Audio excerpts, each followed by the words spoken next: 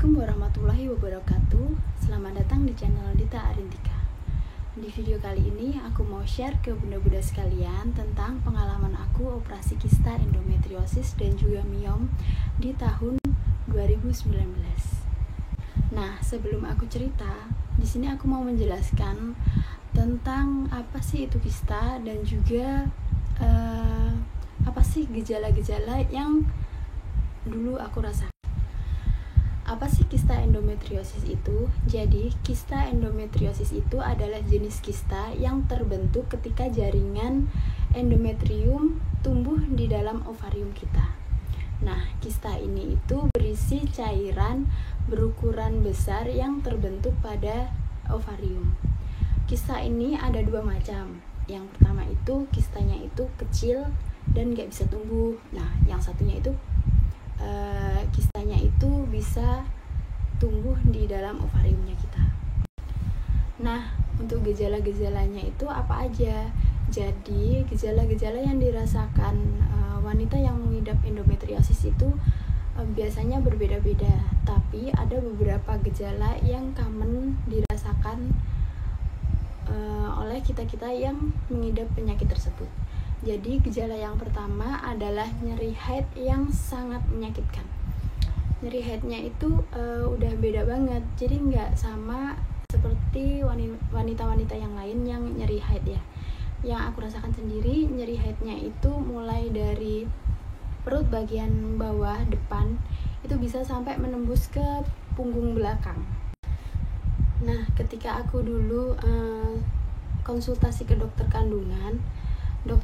kandungan tersebut menjelaskan untuk penanganan kista sendiri itu berbeda-beda tergantung kista yang diidap. Jadi untuk penanganan kista sendiri itu yang pertama, jika kistanya kecil itu bisa menggunakan obat ataupun operasi kecil. Operasi kecil itu maksudnya sayatannya itu kecil gitu kalau nggak salah, seingat aku gitu. Terus yang kedua itu dengan operasi besar atau dengan sayatan yang besar seperti operasi pada kelahiran sesar.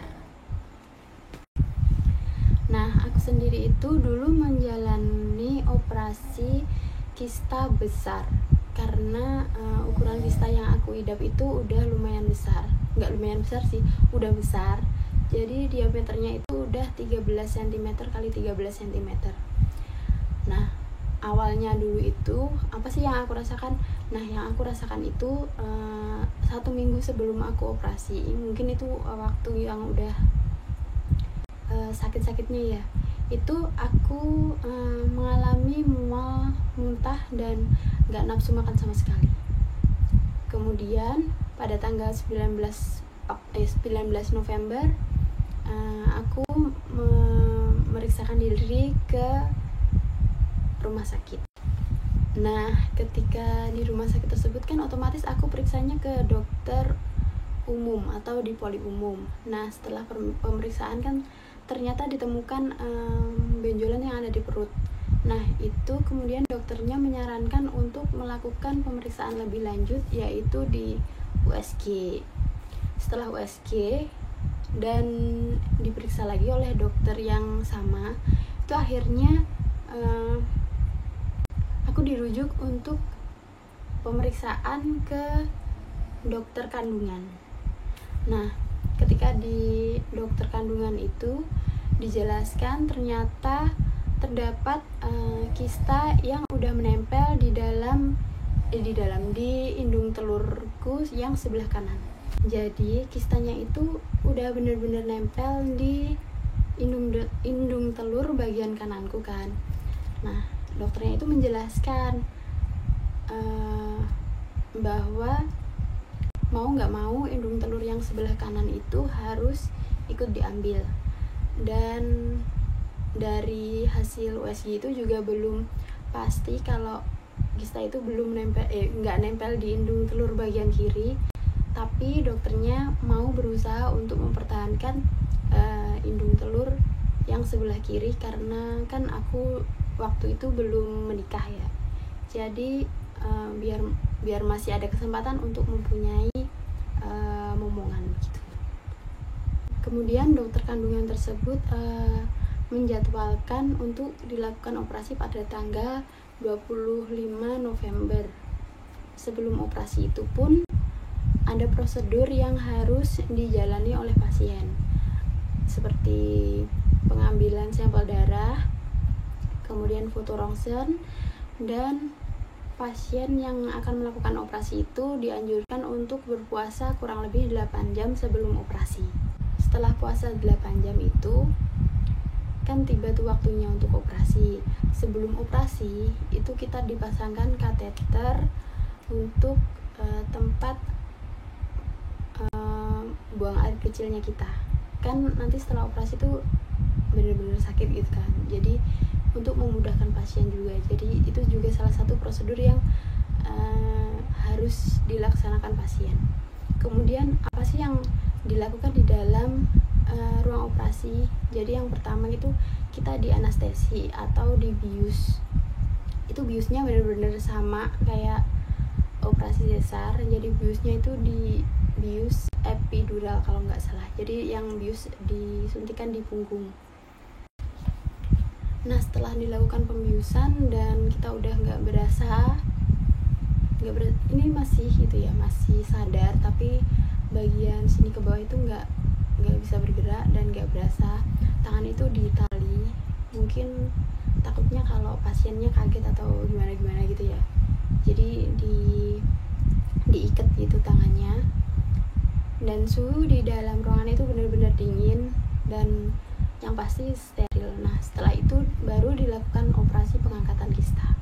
Untuk pemulihannya sendiri itu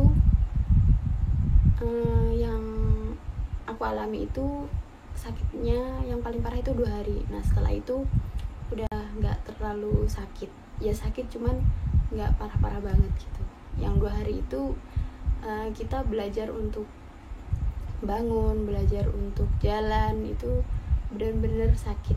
Itu tadi kan pengalaman aku operasi kista dan juga miom. Nah, ini pasti banyak banget yang tanya, orang-orang yang mengidap kista apakah masih bisa hamil? Jawabannya masih. Tapi sebelum kita menjalankan promil itu, kita benar-benar harus membersihkan dulu penyakit-penyakit yang ada di rahimnya kita gitu.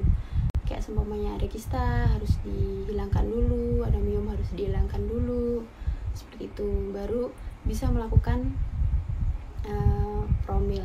Nah, di video berikutnya aku mau share ke bunda-bunda sekalian tentang apa aja yang aku konsumsi sehingga 4 bulan pasca aku operasi kista itu aku bisa terima kasih udah nonton video pengalaman aku.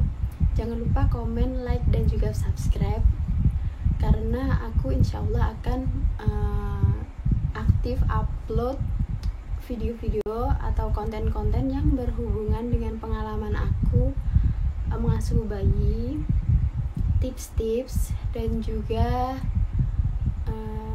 sedikit ilmu parenting yang udah aku pelajari ke ibu-ibu semua. Terima kasih. Assalamualaikum warahmatullahi wabarakatuh.